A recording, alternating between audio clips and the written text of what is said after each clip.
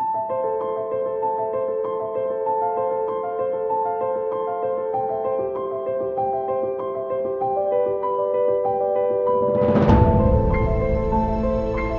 दर्शकबिन, पवित्र गार्डन्समा फेरि हजुरहरूलाई स्वागत छ। म आज एउटा प्लान्ट देखाउन चाहे। मलाई पोहोर पनि यही कम्प्लेन आएको थियो। यो पालि मैले यो भन्दा अगाडि भिडियोमा पनि अब रोप्ने बेला भयो है दर्शकबिन। यो फ्लावर भन्दाखेरि पनि यही कम्प्लेन आएको थियो। कम्प्लेन भनौँ न, अब मलाई पोल्न हालिकन कसलाई हाल्ने होइन त। मैले भिडियो देखाउँछु मैले युट्युबमा, अनि मलाई त कमेन्ट गर्नु पर्यो। अनि जसले मलाई यो कमेन्ट गर्नुभएको थियो, दिदी मेरो पोहोर पनि यो फुल फुलेन, यो पालि पनि फुल फुलेन, के गर्ने उपाय भनेर भन्नुभएको थियो है त। म उहाँलाई एकदम मेन चाहिँ उहाँलाई मैले भन्नु चाहेँ, उसकै थ्रुबाट हजुरलाई पनि भन्नु चाहेँ त मैले दर्शकबिन। जस्तो कि अब यो प्लान्ट, यसको नाम हो ब्लिडिङ हार्ट। अनि यो फुल फुलेन भनेर भन्नुभयो होइन। अनि मेरो पनि यो फुल फुलेको थिएन, यो फुल फुलेको थिएन। यसरी नै हेर्नुहोस्, यी मैले हाँगा कटिङ गरिदिएको छु। यहाँनिर हेर्नुहोस्, यी हाँगा कटिङ यसरी हाँगा यसरी टुङ्रुङ आएको थियो हुम्किनौँ भएर। अनि मैले यो बिचबाट यसरी हाँगा कटिङ गर्दाखेरि यो 1 2 3टा यसरी नै बुस्सी भएर आयो। अनि यो पोहोर कि परारको प्लान्ट हो है त दर्शकबिन। यसमा मैले लिक्विड मल मात्रै दिएर राखेको, अरू बेला बेला यसो गरेर यसरी गोडमेल गरेर राखेको। हेर्नुहोस्, प्लास्टिक पनि च्यातिसकेको छ। हेर्नुहोस्, अरू यो प्लान्टले के जनाउँछ भने, यी हेर्नुहोस्, यो रुट बाउन्ड भएर यसरी आइसकेको छ। यो प्लान्टले के जनाउँछ भने, मलाई ठुलो गमला चाहियो, ठुलो घर चाहियो, बस्ने ठुलो भाँडा चाहियो भनेर जनाइरहेछ दर्शकबिन। अरू हजुरलाई म भन्छु कि हजुरको प्लान्ट कि एकखेप पनि हजुरले माटो चेन्ज गर्नुभएको छैन, त्यही भएर नफुलेको। एक कारणले कि यो हजुरको यो बोटमा चाहिँ भित्रबाट किराले खाएको छ। हजुरले यो यसरी खोलखाल गरेर चाहिँ एकखेप चेक गरेर अर्को पोटमा रिपोर्ट गर्नु मिल्छ। यो फुल यस्तो हार्डी फ्लावर हो कि मर्दैन क्या दर्शकबिन। यसलाई च्यातचुत गरेर यसरी खोलेर चेक गरेर नि रोप्दाखेरि केही हुँदैन। यसको अब यस्तो यो जरा निस्केको छ, यसलाई काटेर फ्याँक्दाखेरि पनि केही पनि हुँदैन। त्यस्तो रुखो प्लान्टहरू सबै कस्तो मनपर्छ क्या मलाई यो ब्लिडिङ हार्ट। अनि यस्तो गर्दा हल्लाउँदा नि फुल पनि झर्दैन। हेर्नु नि, अनि हावा अहिले चैतक वैशाखको हावामा कस्तो खतरा हावा आउँछ र पनि उयो हुन्छ के फुल झर्दैन। हेर्नुहोस् दर्शकबिन, मसित यसरी नै मैले गमलामा यसरी नै रोपेर राखेको छु। मलाई साह्रै मनपर्छ। अरू मैले हजुरहरूलाई भनेको थिएँ कि पहिला पनि हजुरहरूलाई मैले कटिङ गर्नुहोस् है ब्लिडिङ हार्ट जो पनि होस्, मैले सबै प्लान्ट भनेर भनेको थिएँ। हजुर हेर्नुहोस् कि यसरी पहिलाको पोहोरको प्लान्ट छ भने यसरी टुङटुङ जान्छ। अनि म यसरी कटिङ गरिदिएपछि यसरी नै अब यो यसरी नै भरिसके। यसरी नै यो आँखालाई मात्रै यसरी, यो आँखा छ नि, यो आँखालाई मात्रै यसरी राखेर यो माथिको भाग चाहिँ यसरी गरेर कटिङ गरिदिनुहोस् यसरी नै। अनि यसरी कटिङ गरिसकेपछि अनि यस्तो नयाँ रुट, यसरी नयाँ कली आउँछ, यसरी भनौँ न पौलाएर आएर अनि यसरी फुल खेल्छ क्या दर्शकबिन। अनि यसरी नै जरा यसरी लागेको यो काट्दाखेरि पनि हुन्छ। अनि हरेक साल हामीले रिपोर्टिङ गर्नुपर्छ है त, रिपोर्टिङ गर्नुपर्छ। अनि यसलाई गोडमेल गरेर हामीले लिक्विड हुन्छ नि, पानी पिनाको पानी होस् चाहे मलको पानी होस्, हामीले लिक्विड बराबर दिइराख्नुपर्छ।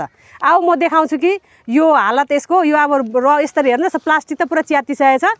अब अर्को भाँडा खोज्दैछ है त अब यसले।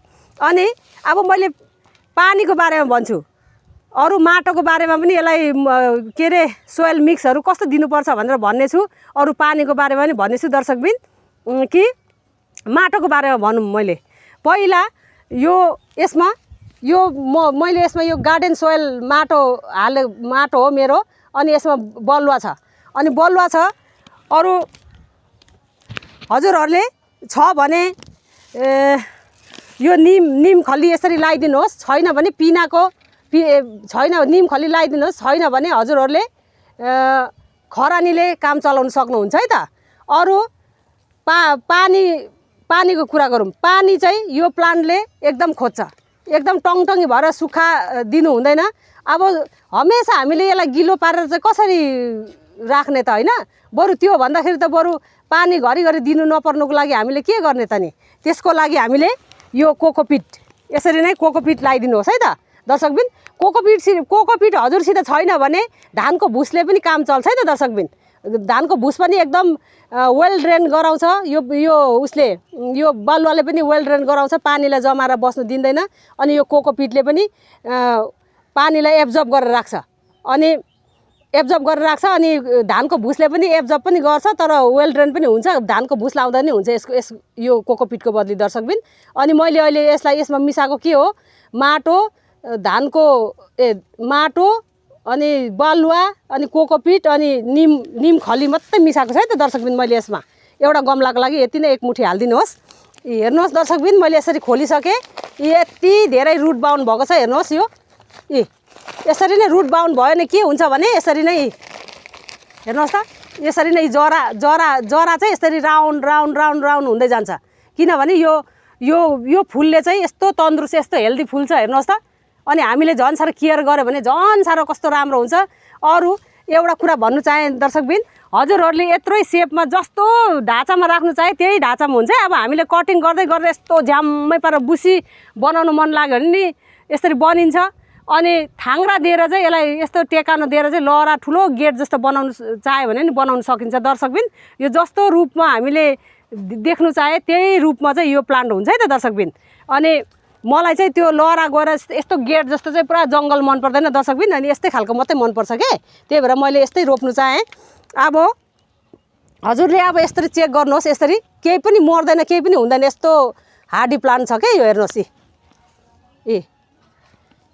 यस्तो गरेर यसरी खालखोल पारिदिनुहोस् केही पनि हुँदैन यो किनभने छिपिएको यो पोहोरको प्लान्ट हो नि त यो पालिको प्लान्ट भए पो कलिलो हुन्छ र मर्छ भन्ने खतरा हुन्छ यो छिपिएको प्लान्टलाई चाहिँ यस्तो गरेर यस्तो गर्दा केही पनि हुँदैन हेर्नुहोस् हजुरहरूले नि यस्तो छ भने यस्तो अवश्य निकाल्नुहोस् है त यसले सप्रिन दिँदैन के यसरी धन्न मैले लिक्विड मल माटो होइन लिक्विड फर्टिलाइजर चाहिँ हालेर चाहिँ धन्न यसरी सप्रेर आएको छ दर्शकबिन नै त भने कहाँ सप्रिन्छ अनि यसरी नै माया नगरिकन लोभ त के गर्नु होइन नडराइकन हजुरले चाहिँ यसरी काटिदिनुहोस् है त यसरी नै अनि हजुरको फुल जसरी पनि फुल्छ फुलेन भने मलाई भन्नुहोस् है त ल कसरी चाहिँ फुल्दैन यस्तो रुट बाउन्ड भएको छ र त फुलिरहेछ मैले लिक्विड मल दिएर चाहिँ यसरी नै अब यसमा चाहिँ मैले अघि भनिसकेँ कि हजुरहरूलाई कि मैले यसमा माटो उयो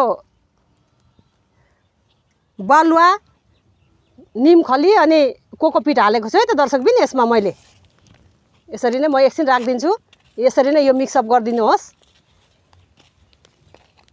हजुरसित गाईको मल छ भने झन् राम्रो हुन्छ गाईको मल छ भने चाहिँ पोहोरको गाईको मल हाल्नुहोस् है त यो पालिको चाहिँ पुरा खोमले किरा लाग्छ क्या यो पालिको चाहिँ हाल्नु हुँदैन यसरी नै मिक्सअप गरिसकेँ दर्शकबिन अरू यो दिदीले चाहिँ के गर्नुभयो भन्नुहुन्छ होला यो मुनि चाहिँ मेरो चाहिँ सुकेको पात छ सुकेको डिकम्पोज भइसकेको कालो न कालो मेरो सुकेको पात छ अनि मैले अस्तिदेखि नै मैले माथिबाट चाहिँ हल्का माटो हालेर चाहिँ पानी हालिराखेर चाहिँ गलिसकेको छ कि यो अनि त्यही माथि चाहिँ मैले यो प्लान्ट चाहिँ यसरी नै राखिदिनेछु यसरी नै यस्तो गर्दा त फिट भएन नि त होइन अनि फिट भएन अनि यसै गरी मैले अझै निकालिदिन्छु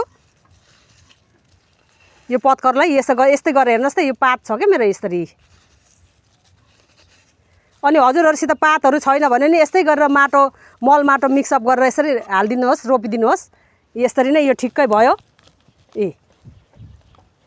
यसरी नै यसलाई थिचथाच गरेर चाहिँ अनि यस्तो सेन्टरमा पारेर अनि यसरी मल माटो हालिदिनुहोस् यसरी नै एकदम राम्रो फस्टाएर झन् राम्रो फस्टाएर आउनेछ दर्शकबिन अरू पानी हाल्नु चाहिँ नबिर्सिनु होला हजुरहरूले नबिर्सिनुहोस् है त यसरी नै भयो अहिलेको मेरो तरिका हजुरहरूलाई कस्तो लाग्यो दर्शकबिन अवश्य पनि हेरिवरी कमेन्ट गर्नुहोस् है त मलाई ल नयाँ साथी जुड्नु भएको छ भने जुडिवरी सब्सक्राइब गरिवरी बेल बटन अवश्य पनि दबाइदिनुहोस् घन्टी ट्याङ्गै बजाइदिनुहोस् ल त्यो रातो बटन थिचिवरी अरू मन पर्यो भने लाइक गरिदिनुहोस् अरू साथीहरू नि यसै गरेर यो टिप्स मैले गरेको कस्तो यो टिप्स छ यो हेरेर चाहिँ आफ्नो बोट बिरुवा जगाऊ आफ्नो घरलाई सुन्दर बनाउनुहोस् भन्न चाहन्छु त्यसैको लागि सेयर गरिदिनुहोस् ल दर्शकबिन अरू म अर्को नयाँ भिडियो लिएर उपस्थित हुनेछु हजुरको सामु अहिलेको लागि यही बिदा चाहन्छु हस्त न अब तपाईँको दिदी यही बिदा चाहन्छु बाई बाई।